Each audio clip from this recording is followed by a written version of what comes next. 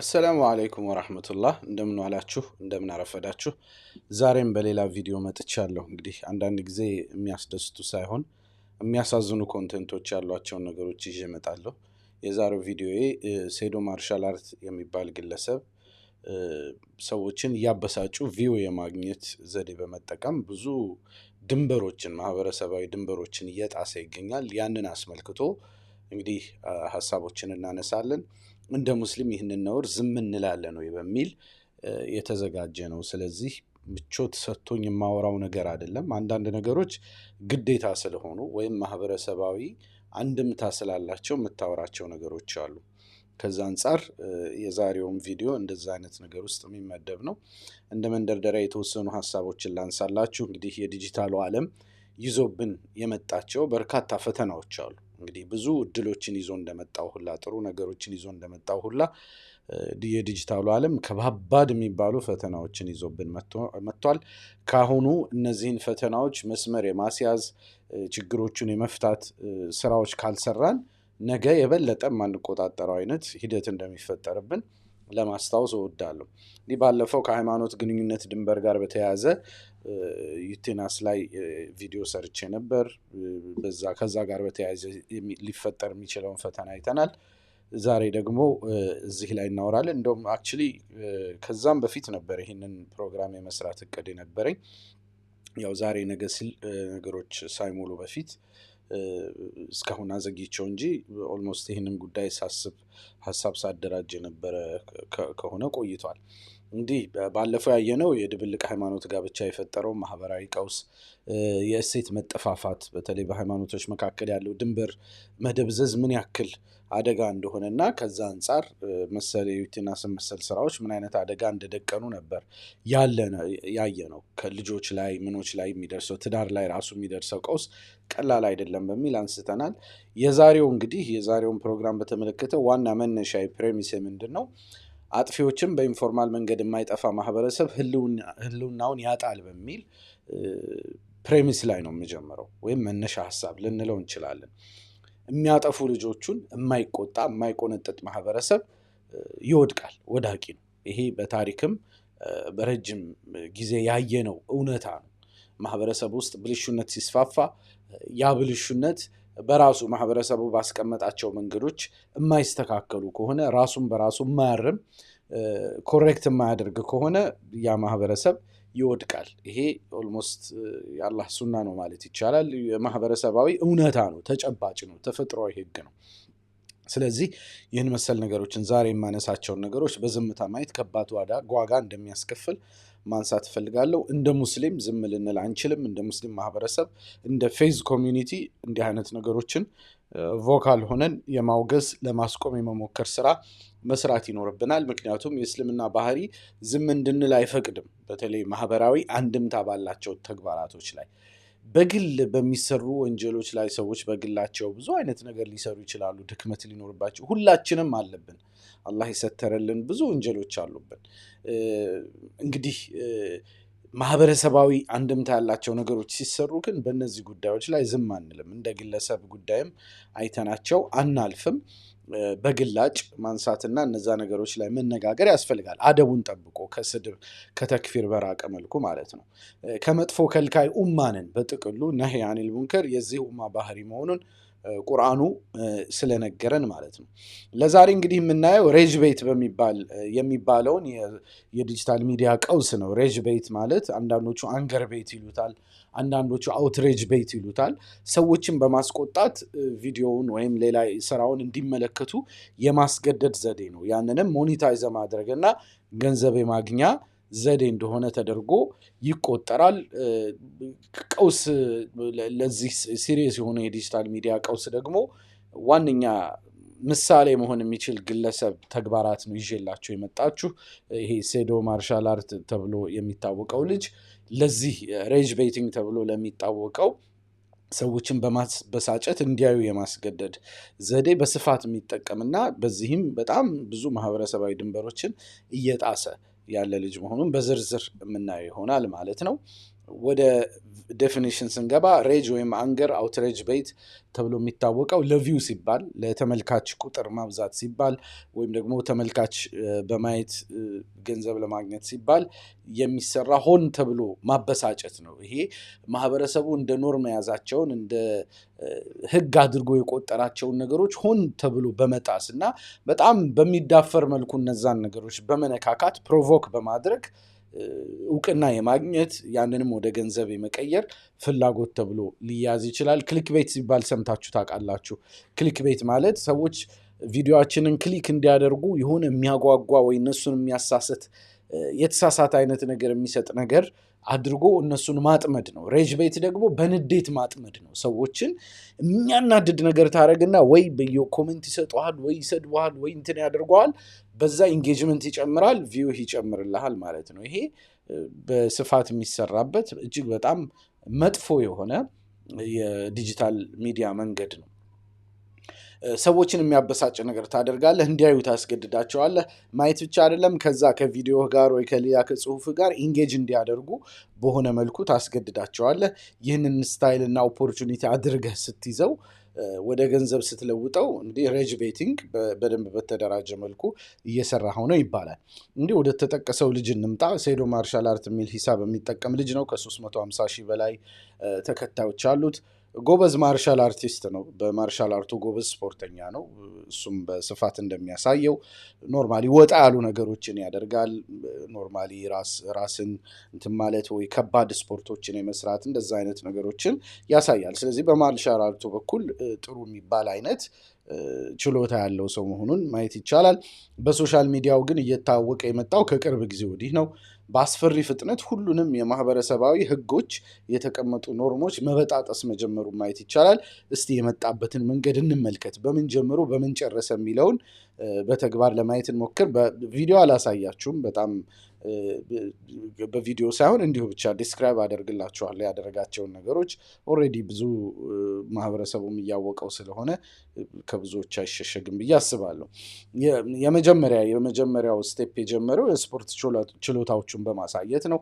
ወጣ ያሉ የካራቴ ችሎታዎቹን ዕቃ በመደብደብ ራሱንም ሰውነቱ እንዲደበድቡት በማድረግ ኖርማሊ ስፖርታዊ ብቃቱን ለማሳየት የተለያዩ ነገሮችን በማድረግ ጀመረ። ከዛ በኋላ ግን ይህም ቢሆን ያልሆነ ቅርጽ መያዝ ጀመረ። መጮህ፣ ማጓራት፣ በጣም ያልሆነ አይነት አክት ማሳየት፣ ያው የስፖርት ችሎታ ማሳየት ሆኖ ግን ሁኔታውም በጣም ወጣ ያለ ከስፖርቱ የስነ ምግባር ስታንዳርዶች ወጣ ባለመልኩ እንደዛ አይነት ነገሮችን ማድረግ ጀመራል። ማርሻል አርት ብዙ ጊዜ መተናነስ፣ እንደዚህ አይነት መልካም ስነ ምግባር፣ ታጋሽነት እንዲህ አይነት ነገሮች ላይ የተመሰረተ ስፖርት ነው እንደምናውቀው።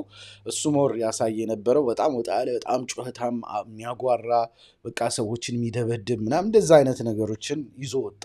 ያም ቢሆን እጅግ የከፋ አልነበረም። የግሉ ምርጫ ነው ተብሎ ሊታለፍ ይችል ይሆናል። ግን ይህ ላሰበው ሬጅ ቤቲንግ በቂ አልነበረም እና ቀጠለበት። ሰውን የበለጠ ፕሮቮክ አላደረገለትም፣ በቂ አልሆነለትም። እሱ የሚፈልገውን አይነት በቂ ኦዲየንስ አላመጣለትም። ስለዚህ ወደ ሁለተኛው ስቴጅ ሄደ። እየተስገበገበ መብላት ጀመረ። ምግብ ቤት ውስጥ ይገባል። ለ4-5 ሰው የሚያበላ ምግብ ያዛል። ከዛ በጣም በሚያስጠላ መልኩ ምግቡን እየጎሰጎሰ ምናምን ሆን ብሎ ሰውን መቆስቆስ ወይም ደግሞ ለኮሜንት በጣም እንትን ማድረግ መቆስቆስ በሚችል መልኩ በአስቀያሚ መልኩ እንትኑን ምግቡን ይጎሰጉሳል። አስቀያሚ መሆኑ ጠፍቶት አይደለም። የሬጅ ቤቲንግ ዓላማ ያ አይደለም። ሰዎችን ምን እንደሚያስቀይማቸው ማወቅና ያንን ነገር መነካካት፣ ያንን ደካማ ጎናቸውን መነካካት ነው። ሬጅ ቤቲንግ የሚባለው የዲጂታል ሚዲያ ዘዴ የተመሰረተው እዚህ ላይ ነው። ስለዚህ አስቀያሚ መሆናቸውን ስለማያውቁ ወይ ደግሞ አስቀያሚ ተግባር መፈጸማቸውን ስለማያውቁ አይደለም፣ ያውቁታል። አስልተው ነው የሚፈጽሙትም። እንዲህ ባደርግ ሰዎችን እንዲህ መቆስቆስ እችላለሁ ብለው ነው የሚያደርጉት። ይሄ ደግሞ በጊዜ ሂደት እያደገ የሚመጣ በሽታ መሆኑ በጣም ከባድ ያደርገዋል። ከዛ በኋላ ቢስሚላህ ብሎ በጣም በቃ እንትን እያለ አፉን ምናምን እንትን እያደረገ እያጨመላለቀ ይበላል። ከዛ ለምግብ ቤቶች ማስታወቂያ ይሰራል። ይሄንን መጨረሻ ላይ ምግብ ቤቱን ያስተዋውቃል፣ ምግቡን ያስተዋውቃል። ምግብ ቤቶቹም ይህንን ነገር ፈልገው ጠርተው እንዲያስተዋውቅላቸው ገንዘብ ከፍለው ያደርጉታል። እንደ ሙስሊም ስናወራ እስላማዊ አደብ አይደለም። እንዲህ አይነት አበላል አስቀያሚ ስግብግብነት የሚታይበት ነው። ከዛ አንጻር ልንተቸው እንችላለን። ለሰዎች መልካም ምሳሌ የሚሆን አይደለም። የስድብና ብሽሽቅ አየር ነው የሚፈጥረው። ግን እንደዛም ሆኖ እንደው በጣም በቃ ገደል ገባ ሊያስብል የሚችል አልነበረም። መቼስ እዚህ ደረጃ መድረስ ራሱ ቢደብርም በቃ የግል በቃ ለገንዘብ ሲል ምናምን ብለው ሰዎች ዝም አሉ። እሱ ግን ይህም ቢሆን ላሰበው የሬጅ ቤት ኦዲየንስ አልበቃውም። ስለዚህ መቀጠል ጀመረ በዚህ ባህሪው ማለት ነው። በሶስተኛ ደረጃ ይዞ የመጣው ድብድቡን ከሴቶች ጋር ማድረግ ነው። ሆን ብሎ በተለይ ደግሞ ኦዲየንሱ ሙስሊም ማንነት ይዞ ነው የመጣው። ሲበላ ቢስሚላህ እያለ ነው የሚያወራው። እስልምና ነክ ነገሮችን ይቀላቅላል። ስለዚህ ሂጃብ ከለበሱ ሴቶች ጋር ድብድብ በማድረግ ሰዎችን መቆስቆስ እንደሚችል አስብ። ሆን ተብሎ የሚሰራ ነው። በነገራችን ላይ ይሄ ሌትስ ኖት ቢ ኮንፊውዝድ። ይሄ የሚሰራውን የሚያቅ ሰው ነው። እንደምታስቡት አንዳንድ ሰው ጅል ምናምን ይላል። ጅል አይደለም። ሬጅ ቤቲንግን በስርዓቱ እየተጠቀመ ያለ ግለሰብ ነው። ሆን ብሎ ነው ይህንን የሚያደርገው። ለዛም ነው መወገዝ አለበት የሚባለው። ሞኝነት ምናምን ቢሆን መክረህ ምናምን ታስተዋዋለህ። ይሄ ግን ሆን ብሎ ማህበረሰቡን በምን መልኩ ላስቆጣው ላስደነግጠው እችላለሁ ብሎ በተለይ ደግሞ ኦዲየንሱ ሙስሊሙ አካባቢ መሆኑን ስላወቀ ሂጃብ የለበሰች ሴት ያመጣና ሂጃብ ካልነው እሱንም በጣም የተለጣጠፈ ልብስ የለበሰች ሴት ይዞ ይመጣል። ከእሷ ጋር ይደባደባል። አንገቷን ያንቃታል፣ ያፈርጣታል፣ ይጥላታል። እሷም አንዳንዴ ትጥለዋለች ወይ ፊኛውን ትመታዋለች። ሆን ተብሎ ሙስሊሙን ሊያስቆጡ ይችላሉ ብሎ የሚያስባቸውን ተግባራት በሙሉ ያደርጋል። እንደውም እኔ መጀመሪያ ላይ ሳይ ሚስቱ መስላኝ ነበር። እንደው ከሚስቱ ጋር እንዲህ መላፋት ቲቪ ላይ ምናምን ብዬ ነበር። ምክንያቱም አንድ ሙስሊም እንዲህ ወጥቶ ወላሂ እንዲህ ከማያውቃቸው ሴቶች ጋር ያደርጋል ብዬ አልገመትኩም ነበር። እና በኋላ ሚስቱ እንዳልሆነች ራሱ የሚጠቁም ነገሮች መናገር ሲጀምር በጣም ደነገጥኩኝ። አንዲት ሴት ለምን በዚህ ደረጃ በሚዲያ ራሷን ማጋለጧስ በጣም የሚያስገርም ነው። ማለት የእሱ እብደት በአንድ በኩል፣ በሴት ደረጃ ደግሞ እንዲህ አይነት ቤተሰብ ያለው ሰው አላውቅም። እኔ ልጅቷን አላውቃትም፣ ግን እንዲህ አይነት ነገር ላይ ማድረግ ምንም ደስ የሚል አይደለም። ከሀያ ጋር የሚጋጭ ነው። ሴት ከወንድ የበለጠ ሀያ ማድረግ ያምርባታል። እስልምናውም እንደ እንትን የሚያስተምረው ያ ነው። ሀያ ለሁለቱም ባህሪ ቢሆንም ሴቶች ላይ ደግሞ የበለጠ ሀያ ይጠበቃል። ሪስኩም ደግሞ ለሴት ከፍ ያለ ነው። ሴት ልጅ እንዲህ አይነት ነገሮች ላይ ስትሰማራ ሶሻል ኮስቶች አሉት። ሀቂቃ እኒህ ሴቶች ምናልባት ነገ ያገቡ ይሆናል፣ የወልድ ልጅ አለ። ምን ራሱ ግለሰቡ ነገ ለልጁ ምንድን ነው የሚያሳየው? እንዲህ አይነት አስቀያሚ ተግባሮችን እያደረገ አንዳንድ ጊዜ ሰው እንደው ነገ ልጄን ምን አሳየዋለሁ ብሎ አያስብም ወይ? በጣም እንትን ይላል። ግን ሆን ተብሎ ሙስሊሙን ለማስቆጣት ሂጃብ ከለበሰች ሴት ጋር መደባደብ ምን ማለት ሆን ብሎ የሚያደርገው ነው። ይህንን ወደ ማስታወቂያ ወደ ገንዘብ ይቀይረዋል። ይህም ግን ላሰበው አልበቃው። ልጁ አሁንም ይህንንም ድንበር ማለፍ ፈለገ። በአራተኛ ደረጃ የገባው የቢራ ማስታወቂያ ውስጥ ነው። ሀበሻ ቢራ የሚባል የቢራ ብራንድ ጋር ገብቶ የዛ ማስታወቂያ ላይ ተሳትፎ ቢራን አስተዋወቀ። በሙስሊሙ ዘንድ መጠጥ ማስተዋወቅ ይቀርና ግል በግል እንኳን ለሌሎች ፕሮሞት ማድረግ ይቀርና ለራስ እንኳን መጠጣት እጅግ በጣም ግዙፍ ነውር ነው። በየትኛውም ሙስሊም በዓለም አቀፍ ደረጃ በሙስሊም ማህበረሰብ ዘንድ መጠጥ በጣም ክፉ ነውር ተደርጎ ነው የሚቆጠረው። ይህን ምንም በዓለም አቀፍ ደረጃ የሚታወቅ ስለሆነ መነጋገርም አያስፈልግም። ይህን የሚያደርጉ ሰዎችም ተደብቀው በብዛት ነው የሚያደርጉት። ፊት ለፊት የሚደረግባቸው ቦታዎች በጣም ጥቂት ናቸው። በታሪክም ከማይደፈሩ የሙስሊሙ እንትኖች ነው። በቃ ሙስሊም አይጠጣም። ይሄ ቪው ነው። ይሄ የታወቀ ማህበረሰባዊ እይታ ነው። ስለ ሙስሊሙ ያለ ብራንድ ነው። በቃ ይታወቃል። ሌሎች ሃይማኖቶችም እንደዚሁ የሚታወቁበት ብራንድ አለ አይደል? በቃ ይታወቅ። በክርስትናም አለ እኮ ለምሳሌ ሙስሊም አሳማ አይበላም ማለት ስጋ። በክርስትናም ቢሆን ለምሳሌ አሳማ አይበላም ሙስሊሙ። ይሄ እንትን ነው፣ ሶሻል ኖርም ሆኗል። ከሃይማኖታዊ ህግም ባለፈ ማህበረሰባዊ ኮዱላ ጭምር ኮድ ኦፍ ኤቲክስ ሆኗል። እና ከዛ አንጻር ቢራ ማስተዋወቅ ለአንድ ሙስሊም ከባድ ነገር ነው። የትኛውም ሰው የሚነወርበት ነገር ነው። ሁሉም ማህበረሰብ የራሱ ነውሮች አሉት፣ የማይደፈሩ ነገሮች አሉት እና እዛ ውስጥ ገብቶ የቢራ ማስታወቂያ መስራት ጀመረ። የሚጠጣ ሙስሊም ይህንን ቢያደርግ እንኳን ተደብቆ ነው የሚያደርገው። ፕሮሞሽን ግን በግልጽ ወጥቶ ለሰዎች ፕሮሞት ማድረግ ነው። ያውም በሚዲያ ይህንን ማድረግ ከባድ ነው። የሚገርመው ደግሞ ይሄ ሰውዬ ሶሻል ቤዙ ምኑ ተብሎ ሙስሊሙ ውስጥ ያለ ነው። እንደ ሙስሊም ለብሶ ይመጣል፣ የሙስሊም እንትኖችን ያደርጋል። በኢስላማዊ ማንነትን ይዞ ወጥቶ ነው ጭምር ነው እያደረገ ያለው፣ እንደ ግለሰብ ብቻ አይደለም። እንደዛ ብለው ሰዎች ሊያስቡ ይችላሉ። ሶሻል ቤዝ አድርጎ የወጣው ሙስሊሙን ነው፣ ታርጌትም የሚያደርገው ሙስሊሙን ነው። ሙስሊሙን ምን ባደርገው ያስቆጣል ብሎ ነው እያደረገ ያለው። በጣም እኔ ምን አይነት ጠማማነት እንደሆነ በጣም ነው ግራ የሚገባው ማለት ነው። በሚዲያ ደረጃ ቢራን ማስተዋወቅ በጣም ከባድ ነገር ነው። እየረገጧቸው ያሉትን መስመሮች ከቀን ወደ ቀን እየጨመሩ ሲመጡ ተመልከቱ። ይህም ግን ላሰበው ሬጅ ቤት በቂ አልሆነለትም። አሁንም ጨመረ ልጁ፣ ከዚህም ማለፍ ጀመረ። የሴት የሚመስል ጠባብ ታይት ለብሶ ስፖርት መስራት ጀመረ። የብልቱን ቅርጽ የሚያሳይ ማለት ነው። እንዲህ በጣም የተለጠፈ ከመስመር የወጣ ማንም ሰው አይቶ ምነካው ሊያስብል የሚችል በተለይ ደግሞ እንደ ሙስሊም በፍጹም ሊሆን የማይችል አለባበስ ለብሶ ስፖርት መስራት ጀመረ። ማንን ታርጌት እንደሚያደርግ ማንን ፕሮቮክ እንደሚያደርግለት በደንብ አስቦ የሚያደርገው ነው። እኔ ይህንን በ10 ጣት ይፈርማለሁ። ሳያውቅ ጅሎ ነው ምናምን ሊሆን አይችልም። ኢምፖሲብል። የዲጂታል ሚዲያ አንድ ዲጂታል ሚዲያውን ሲከታተል እንደኖረ ሰው አንድ ሰው እኒህን ነገሮች ሬጅ ቤቲንግ ውስጥ የሚገባው አውቆና አስልቶ ነው። ሬጅ ቤቲንግ ባለማወቅ ሊሆን አይችልም። ባለማወቅ አንድ ሁለቴ ሰው አጉል ነገር ሊያደርግ ይችላል። ስፔሲፊክ ግን ታርጌት እያደረገ ካልኩሌት እያደረገ መስመሮቹን እየጨመረ አክሰለሬት እያደረገ የአንድን ማህበረሰብ ስንር ይችላል ይላሉ። ይሄ ምንድነው? ፕሮቮክ የሚያደርጉ ነጥቦች ደጋግሞ የሚነካካ ሰው ግን ሆን ብሎ ያንን ማህበረሰብ ታርጌት እያደረገ ነው። ሆን ተብሎ መሆኑ ይሰመርበት ማለት ነው። እና የሴት የሚመስል ጠባብ ታይት ላዩ ላይ ልጥፍ አድርጎ የብልቱን ቅርጽ በደንብ በሚያሳይ ሁኔታ በዛ መልኩ መጣ። የለበሰውን በዛ መልኩ አጋኖ ነው። ፕሮቮኬሽን መሆኑ ግልጽ ነው። ሙስሊሙን ፕሮቮክ እያደረገ መሆኑ ግልጽ ነው።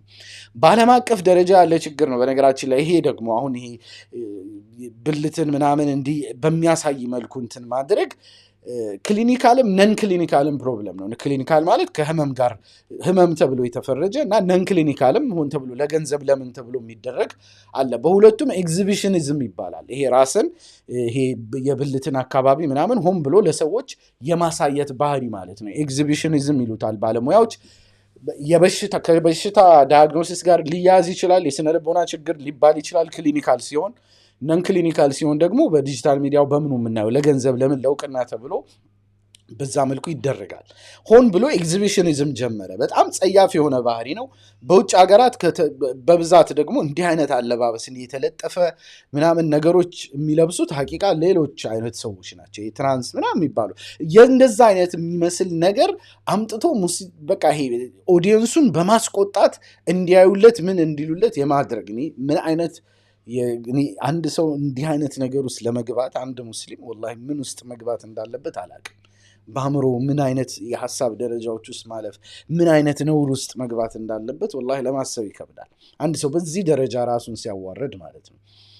ይህም ላሰበው ሬጅ ቤት በቂ አልሆነለትም። እንደውም ባክፋየር አድርጎበት በቃ አላስፈላጊ የሆነ ክርክር ውስጥ ሁላ ተገባ። ብልቱ እንዲህ ነው የሚል አላስፈላጊ ጭቅጭቅ ውስጥ ገባ። ያንንም ልጁ ለሚፈልገው ስለመጣለት ሞኒታይዝ አደረገው። 6ኛ ስቴጅ የምላችሁ ያ ነው። የብልት ወሬን ማውራትን ቋሚ ስታይል አድርጎ አመጣው፣ ወደ ገንዘብ ለወጠው። አሳፋሪ ብሽሽቆችንና ፖርኖግራፊያዊ ቅብ ያላቸው ወሬዎችን ማድረግ ጀመረ። ወደ ማስታወቂያ ቀየረው። ይሄንን ከሌላ ሙስሊም ሴቶች ጋር ይመጣል፣ ሂጃብ የለበሱ ሴቶች ጋር ስለ ብልቱ ያወራቸዋል። ብልቴ ትንሽ ነው ትልቅ ነው ሰው እንዲህ አለኝ ምናምን፣ ይበቃሻል አይበቃሽም ወይ? እኔ ስናገረው የሚያሳፍረኝ እጅግ በጣም ብልግና የተሞላበት ነገሮችን ማድረግ ጀመረ። አግቢኝ ብልቴ ትንሽ ቢሆንም ምናምን ታግቢኛለሽ ይላቸዋል። እኔ እነዛ ሴቶች ያገቡ እንዳልሆኑ ነው እዛ ላይ ያለው። ነገ ሲያገቡ ባላቸው ምን ይላቸዋል? እንደው አላህን አይፈሩም ወይ? ቤተሰቦች የሏቸውም ወይ? እናት አባት የላቸውም ወይ? እንዲህ አይነት ትውልድ ከየት ነው የመጣው? ወላሂ አንዳንድ ጊዜ ከየት ነው የፈለቁብን ይላል ማን ነው ሰመረ ባሪያው እንዲህ አይነት ነገሮች ላይ ሲያወራ እንዲህ አይነት ትውልድ ከየት ነው የፈለቀው ይላል። አንዳንድ ጊዜ ያስብላል። ወላሂ ከየት ነው እንዲህ አይነት ሴቶች እንዲህ አይነት ወንዶች የወጡት? ምን አይነት ቤተሰብ ውስጥ ነው የሚያድጉት? አባት እናቶቻቸው አይቆጧቸውም? አንቺ እንዴት እንዴት ነውር ሰራሽ አይሉም ወይ?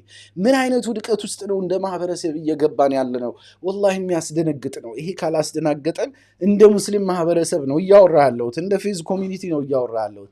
ይሄ ካላስደነገጠን፣ ይሄ ዳዒዎችን ካላስደነገጠ ማንን ያስደነግጣል? ይሄ ዑለሞችን ካላስደነገጠ፣ ወደ ተግባር ካላስገባቸው፣ ይህንን ጉዳይ ተረባርበን እናጥፋ፣ ተረባርበን መፍትሄ እንፈልግ ወደ ማለት ካልገፋ ምንድን ነው የሚገፋል? ሙስሊም ሴቶች ከነ ሂጃባቸው ወጥተው ስለ ብልት ስለምን እያወሩ ንግድ ማስታወቂያ የሚሰሩበት እንዲህ አይነት ውርደትን እንዴት እንቀበላለን? እንደ ሙስሊም እንዴት አያበሳጨንም ይሄ ነገር? ወላሂ ይሄ ነገር በፍጹም ዝም ሊባል የሚገባው ነገር አይደለም። እንደ አንድ የሙስሊሙ ማህበረሰብ አባል እንዲህ አይነት ነገሮችን በፍጹም በዝምታ ማለፍ የለብንም። ለዛ ነው ይህን ነገሮች ይዤ እየመጣሁ ያለሁት፣ በጣም ሲሪየስ ስለሆነ ማለት ነው። ሌላ የጫማ ብራንድም ሰርቷል። በነገራችን ላይ አንድ የዲኮር ድርጅት ልጅ ቀርባ ዲኮሯን አስተዋወቀች፣ በሱ ብልት መጠን ላይ ተመስርታ። ቢላሂ አለይኩም እንዴት ነው ሙስሊም ሴቶች እንዲህ አይነት ነገር የማያፍሩት? እንዴት ነው ይሄ ግለሰብ እንዲህ አይነት ነገሮችን ሲያሰራ ሙስሊም ሴቶችን እያመጣ እንዲህ አይነት ወንጀል ተጋሪ ሲያደርግ እንዴት ነው የማያፍረው? እንዴት ነው የማይሳቀቀው? ሙስሊሙስ እንዴት ዝም ብሎ ያኛል ብሎ ይመለከታል? እኛስ እንደ ማህበረሰብ ይህንን ነገር ዝም እንላለን? እንዴት ነው የምናየው? ወላሂ አንድ ባለጌዎቹን የማይቀጣ ማህበረሰብ ይወድቃል። ምዕራቡ ዓለም እየወደቀ ያለው በእንዲህ አይነት ነገር ነው። ባለጌዎቹን ስለማይቀጣ ስለማይቆነጥጥ ነው። እንዴት ነው እንዲህ አይነት ነገሮች በዝምታ የሚታዩት?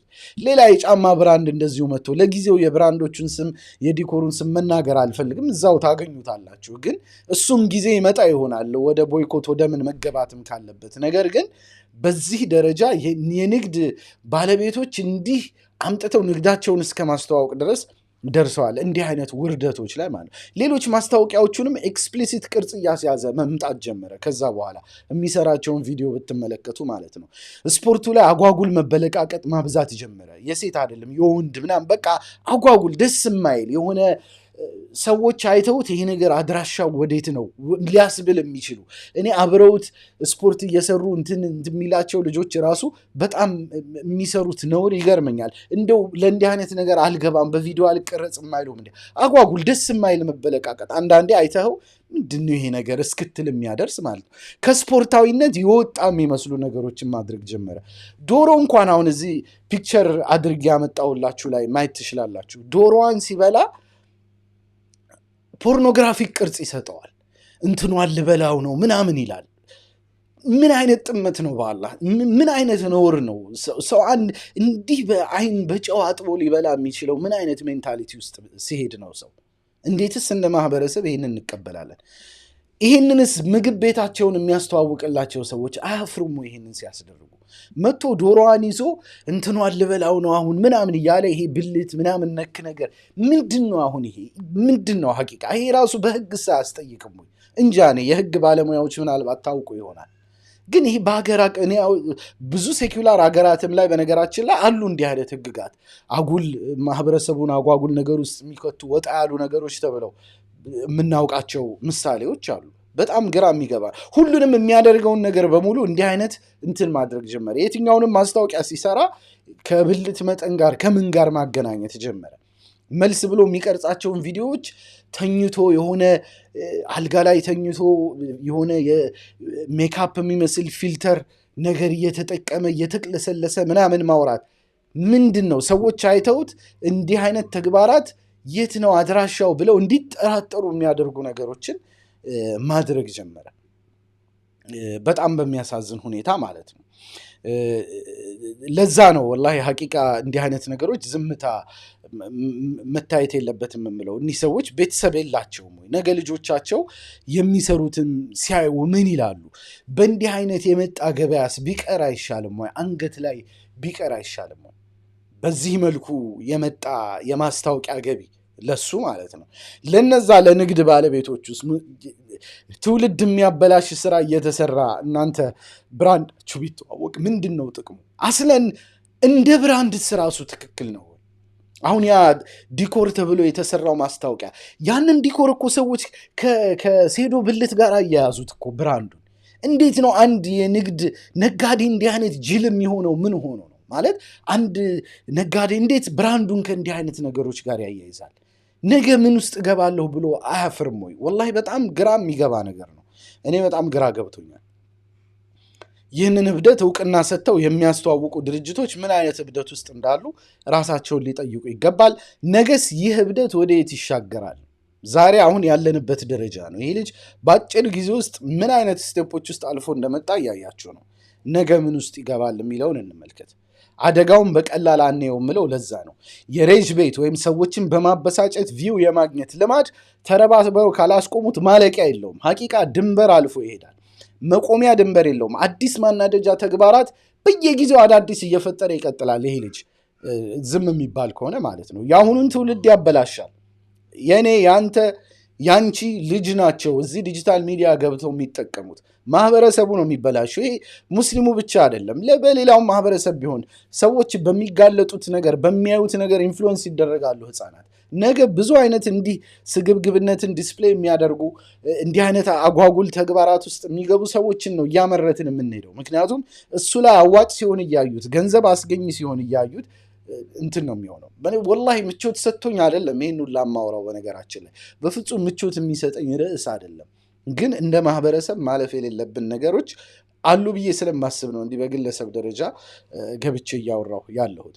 የአሁኑን ትውልድ ያበላሻል። ምክንያቱም አዋጭ ገንዘብ ማግኛ አድርገው እንዲያዩት ለሌላው ትምህርት ነው የሚሆነው። ይኸው ሴዶ በዚህ አልፎለታል እኛም እንዲህ እናረጋለን እያሉ ሌላ እብደት ውስጥ እንዲገቡ ነው የሚያደርገው ልጆቻችንን። ወጣቶቻችን ዝነኞችን ነው ምሳሌ አድርገው የሚከተሉት። አንድ ማህበረሰብ እንደውም አንድ ጓደኛዬ ዛሬ ሳማክረው ምን አለኝ፣ አንድ ማህበረሰብ አለኝ የሚለካው በዝነኞቹ ማንነት ነው ይላል። እዛ ማህበረሰብ ውስጥ ዝነኛ የሚሆኑትን ሰዎች ስብዕና አይተህ ስለዛ ማህበረሰብ ግምት መውሰድ ትችላለህ ብሎ ነገረኝ። የሚገርም ንግግር ሆኖ አግኝቼዋለሁ። ነገ ችግሩ እኔም አንተም አንቺን ቤት እንደሚገባ ግን ምንም ጥርጥር አያሻውም። ለቀጣይ ትውልድ ይወረሳል እንዲህ አይነቱ ነገር። እንዝርቱ አንድ ጊዜ በዚህ በኩል መሽከርከር ዊሉ መሽከርከር ከጀመረ ድጋሚ ለመመለስ አስቸጋሪ ነው። በፍጥነት ቁልቁለት ላይ የሄደ መኪና ፍሬም ቢይዝ እንኳን ይገለበጣል። በአንድ ጊዜ መቆም አይችልም አይደል?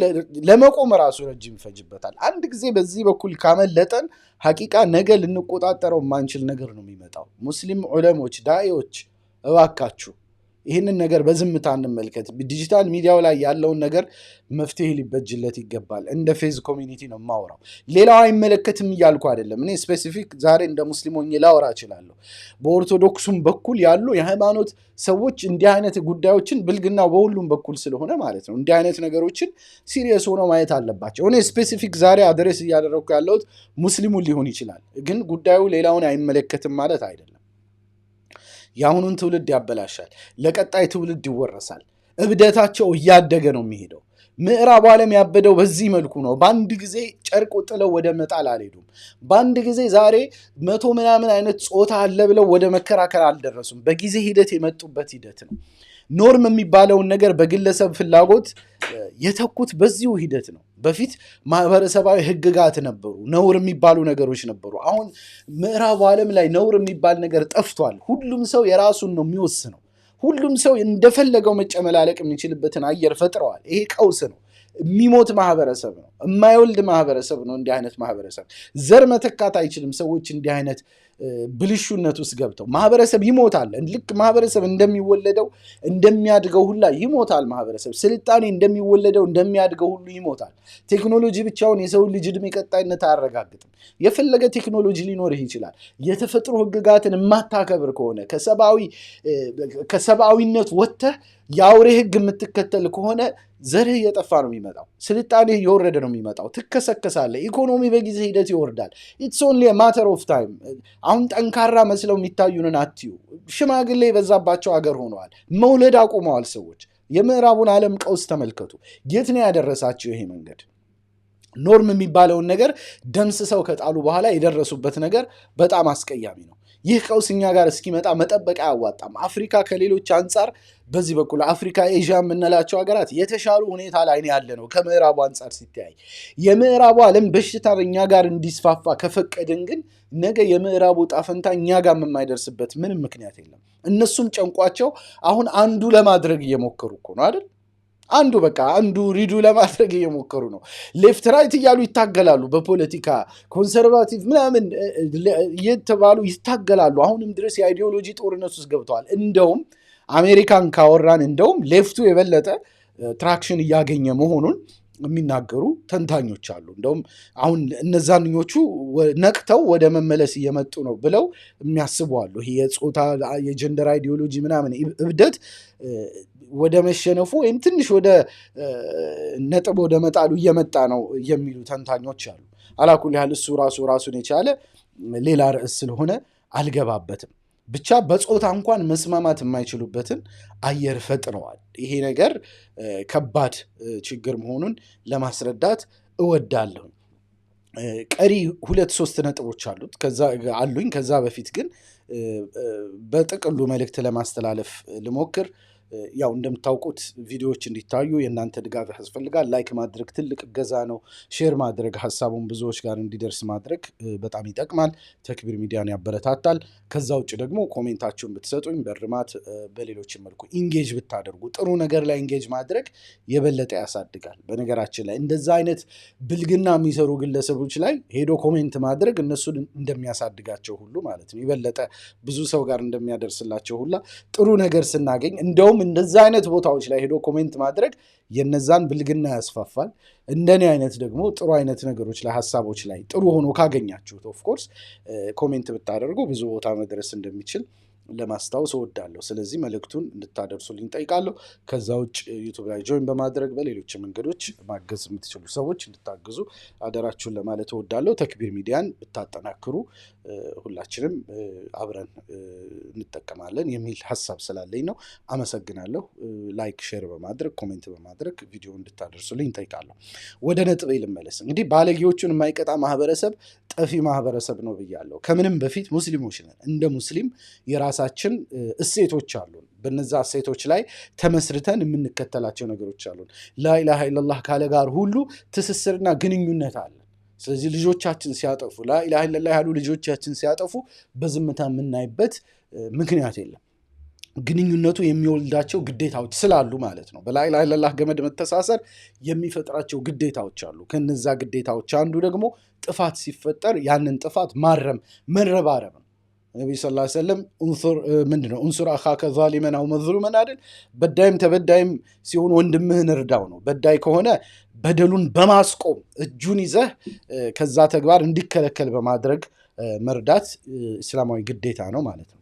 ከነዛ ውስጥ አንዱ ከመጥፎ መከልከል ነህይ አኒል ሙንከር የምንለው ነው። ስለዚህ እንዲህ አይነት ማህበረሰባዊ አንድምታ ያላቸው ነገሮች ሲደረጉ እንተቻለን፣ እንመከራለን፣ ጫና እናደርጋለን። ይሄ እንደ ሙስሊም ሁልጊዜም የምንሄድበት ሂደት ነው።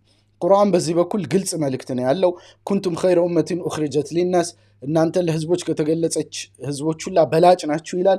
ተእሙሩነ ቢልማዕሩፍ፣ በጥሩ ነገር ታዛላችሁ። ወተንሀውነ አኒል ሙንከር፣ ከመጥፎ ነገር ትከለክላላችሁ። ወቱእሚኑነ ቢላህ፣ በአላህም ታምናላችሁ ብሎ ያመጣል። ስለዚህ ወጉንና አደቡን በጠበቀ መልኩ፣ እውቀት ላይ በተመሰረተ መልኩ፣ የዑለሞችን የሀሳብ ልዩነት ባከበረ መልኩ ነህይ አኒል ሙንከር ወይም ከመጥፎ መከልከል ላይ መሰማራት እንደ ህዝብ ግዴታችን ነው።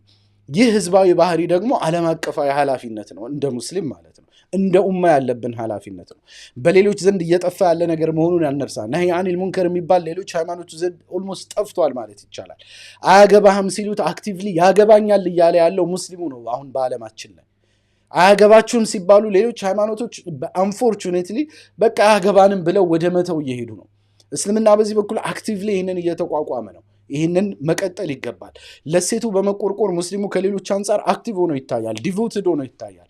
ባለጌዎችን ዝም ማለት ይህንን ባህሪ መሸርሸር ስለሆነ በምንም መልኩ ዝም ልንል እንደማይገባ መረዳት አለብን። ሁለተኛ፣ አንዳንድ ሰው በግሉ ነው ምን አገባን እንደ ግለሰብ ነው እንዲህ ያደረገው ሊል ይችላል። ይሄ በፍጹም የተሳሳተ ነገር ነው። ምን አገባን ከተባለ ድንበሩ መለጠጥ ይችላል። እስከ የት ድረስ ይቆማል? ነገ እኮ ሲጸዳዳ ቀርሶ የሽንት ቤት ማስታወቂያ ልስራ ሊል ይችላል። ምንም አያደርገውም የሚባል ሰው አይደለም። ነገ ራቁቱን ገላውን እየታጠበ የሻወር የባኞ ዕቃ ማስታወቂያ የማይሰራበት ምክንያት ምንድን ነው? ዛሬ ዝም ከተባለ እሺ ምን አገባው የራሱ ቢጨማለቅ ለራሱ ነው የሚለኝን ሰው የምጠይቀው ይሄ ነው። እስከምን ድረስ ትታገሰዋለህ? ነገ የተጸዳዳ ቀርጾ እንትን ቢል አይ በፍጹም ይሄማ ነውር ነው ትላለህ አይደል? በቃ እንደዛ ከሆነ አንተም ድንበር አለህ ማለት ነው። አሁን ያላስማማን ድንበሩ የት ነው የሚለው ጉዳይ ነው። እሱን ደግሞ እንደ ሃይማኖታችን ቁጭ ብለን እናወራዋለን ማለት ነው።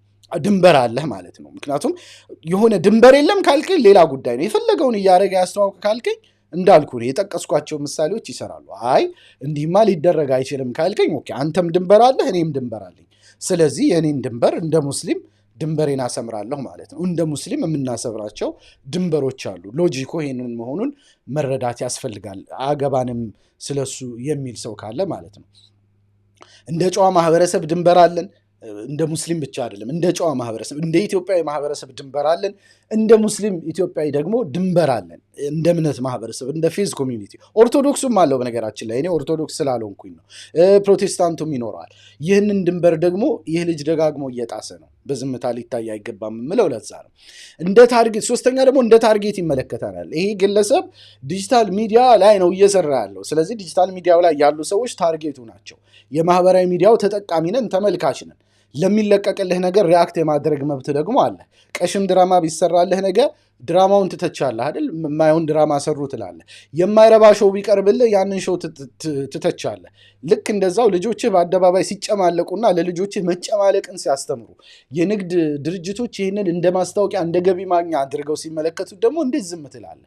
ለአንድ ድራማ ለምን ይሄ ድራማ መብቴን ነካኝ ብለህ ቀሽም ሆነ ምን ብለህ አስተያየት የምትሰጥ ሰው እንዴት እንዲህ አይነት ነገሮች ላይ ትታገሳለህ? ስፔሲፊክ የመፍትሄ ሀሳቦችን ለመስጠት የመጨረሻ ነጥብ ይሄ ነው። ብልግና የገንዘብ ምንጭ መሆኑን ማድረቅ ተገቢ ነው። ማድረቅ ባንችል እንኳን ለማድረቅ መጣር ማህበረሰባዊ ግዴታ ነው፣ እስላማዊ ግዴታችን ነው። ማስታወቂያ የሚሰጡ ሞኝ ድርጅቶችን ወላሂ ሞኝነት ነው። እኔ አንድ የንግድ ድርጅት ብራንዱን ከሰይዶ ብልት መጠን ጋር ማያያዝ ምን አይነት ማርኬቲንግ ዲሲዥን እንደሆነ አይገባኝም። ኢት መስት ቢ ዘ ሞስት ስቱፒድ የንግድ ድርጅት ማለት ነው። ከእንዲህ አይነት ባለጌ ነገሮች ጋር የንግድ ድርጅቱን ማያያዝ የሚፈልግ ሰው ማለት ነው። እና እንዲህ አይነት ሞኝ ድርጅት ለጊዜው ሞኝ ነው ታይተውኛል። ምናልባት አላቅም ሌላ አጀንዳ ካላቸው ወይም ግለሰቡ ራሱ ሌላ አጀንዳ ካለው። በአሁኑ ሰዓት በዓለም አቀፍ ደረጃ አጀንዳ ይዘው ሙስሊሙ ማህበረሰብ ላይ የሚንቀሳቀሱ አካላት ብዙ ናቸው። ስለዚህ አጀንዳ ሊኖር ይችላል የሚለውንም ክፍት እንድታደርጉልኝ ይፈልጋሉ።